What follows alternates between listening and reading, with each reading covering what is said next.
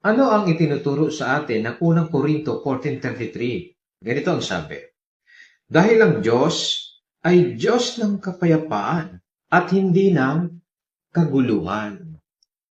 Sasang-ayon ka ba ng isang dahilan kung bakit magulo ang daigdig at puno ito ng karahasan at tigmaan ay hindi sila sumusunod sa kaayusan ng Diyos ng kapayapaan? Ang mga tao ay hindi nakikipagkasundo sa tunay na Diyos.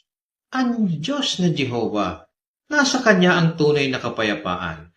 Kung ang mga tao ay magbabago, susunod sa Kanyang mga kautusan, at sisikaping ikapit ang mga prinsipyo sa Biblia, tinitiyak niya na magkakaroon ng maginhawa at mapayapang daigdig.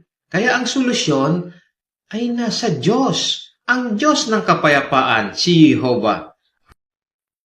Ano ang itinuturo sa atin ng unang Korinto 14:33? Ganito ang sabi, dahil ang Diyos ay Diyos ng kapayapaan at hindi ng kaguluhan.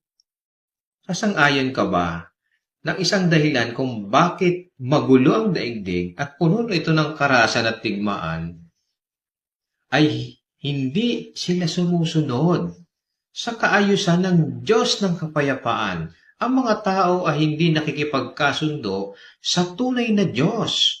Ang Diyos na Jehovah, nasa Kanya ang tunay na kapayapaan.